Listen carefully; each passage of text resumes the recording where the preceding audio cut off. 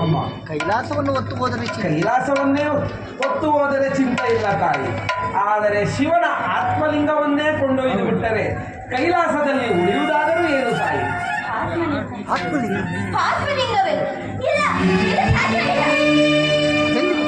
ಇಷ್ಟೊಂದು ಯುಗಗಳಿಗೆ ಎಂದೂ ಇಂದು ನಡೆದಿಲ್ಲ, ಮುಂದೆ ನಡೆಯುವುದೂ ಇಲ್ಲ. ಅದಿರಲಿ ನಾರದ, ಆ ಆತ್ಮಲಿಂಗಾಪೇಕ್ಷೆ ಯಾರು? ಮತ್ತಾರು ತಾಯಿ? ಲಂಕೇಶ, ರಾವಣೇಶ್ವರ. ಅಂದರೆ ರಾವಣನು ಲಿಂಗಾಪೇಕ್ಷೆಯಾಗಿ ತಪಸ್ಸಿಗೆ ಹೊರಟಿದ್ದಾನ ತಾಯಿ. ಅವನ ಉಗ್ರ ತಪಸ್ಸಿಗೆ ಶಂಕರನು ಪ್ರತ್ಯಕ್ಷನಾಗಲೇಬೇಕು. ಅವನು ಕೇಳಿದ್ದನ್ನು ಕೊಡಲೇಬೇಕು.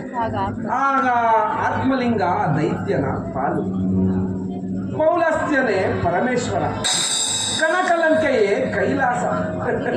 ನಮಗೇನು ತಾಯಿ? ಆತ್ಮಲಿಂಗವೆಲ್ಲಿರುತ್ತದೋ ನಾವು ಅಲ್ಲಿರುತ್ತಿದ್ದೇವೆ. ಆಗ ಆತ್ಮಲಿಂಗ ದೈತ್ಯನ ಪಾಲು, ಅಂದೇ ಕನಕಲಂಕೆಗೆ ಭಕ್ತರೆಲ್ಲರ ಕಾಲು. ನಾನಿನ್ನು ಬರುತ್ತೇನೆ. ನಾರಾಯಣ ನಾರಾಯಣ. ಇದೇನು ನಾರದ? ಉರಿಯುವ ಜ್ವಾಲೆಯನ್ನು ಬಿಸಿ ಹೊಗೆಯಂತೆ ಹೊರಟು ಹೋಗುತ್ತಿರುವೆಯಲ್ಲ, ಇದಕ್ಕೇನಾದರೂ ಒಂದು ಉಪಾಯವನ್ನು ಹೇಳಬಾರದೆ? ತಾಯಿ, ಇದಕ್ಕೊಂದು ಉಪಾಯವಿದೆ ತಾಯಿ. ಏನು ಅದು?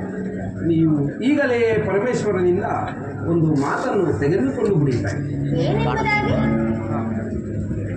ಇನ್ನು ಮುಂದೆ ಆತ್ಮಲಿಂಗವೊಂದನ್ನು ಬಿಟ್ಟು ಭಕ್ತರು ಏನು ಕೇಳಿದರೂ ಕೊಡಿ ಎಂದು ಹೇಳಿದ್ದಾರೆ. ಇಲ್ಲ, ಇದು ಸಾಧ್ಯವಿಲ್ಲ ನಾರದ. ಪರಮಾತ್ಮನು ಇದಕ್ಕೆ ಒಪ್ಪುವುದಿಲ್ಲ. ಹಾಗಾದರೆ ಈ ವಿಪತ್ತು ತಪ್ಪುವುದಿಲ್ಲ ತಾಯಿ. ಹಾಗಾಗಿ ಆ ರಾವಣನೇ ವರವನ್ನು ಕೇಳದಂತೆ ಮಾಡಿದರೆ? ಮಾಡಿಬಿಟ್ಟರೆ ಮಾಡುವರಾರು ತಾಯಿ? ನೀನೇ ನಾರದ?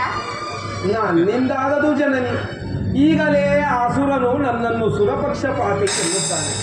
ನಾನೇನಾದರೂ ಅವನಿಗೆ ಹೇಳಲು ಹೋದರೆ ತನ್ನ ಗದೆಯಿಂದ ನನ್ನನ್ನು ಬಡಿದು ನನ್ನ ವೀಣೆಯನ್ನು ಒಡೆದರೂ ಹೊಡೆಯುತ್ತಾನೆ. ನನ್ನಿಂದ ಸಾಧ್ಯವಿಲ್ಲ ಜನನಿ. ಮತ್ತಾರಿಂದ ಸಾಧ್ಯ? ತಮ್ಮಿಂದ ತಾಯಿ. ಏನು ಮತ್ತೆ ಶುರುವಾಯಿತು ನಿನ್ನ ಕೀಟಲೆ? ಅಮ್ಮ, ನೀವು ರಾವಣನನ್ನು ಶಪಿಸುವುದಿಲ್ಲ ಎಂದರೆ ಒಂದು ಉಪಾಯವಿದೆ ತಾಯಿ. ಇಲ್ಲ, ಯಾವುದೇ ಪ್ರಸಂಗದಲ್ಲಿ ನಾನು ರಾವಣನನ್ನು ಶಪಿಸುವುದಿಲ್ಲ. ಆದರೆ ಅವನ ಆತ್ಮಲಿಂಗವನ್ನು ಕೇಳಬಾರದಷ್ಟೇ. ಆಯಿತು ತಾಯಿ. ಆ ಅಸುರನು ಆತ್ಮಲಿಂಗ ಬೇಡದಂತೆ ಮಾಡುವ ಯತ್ನ ನನ್ನದು.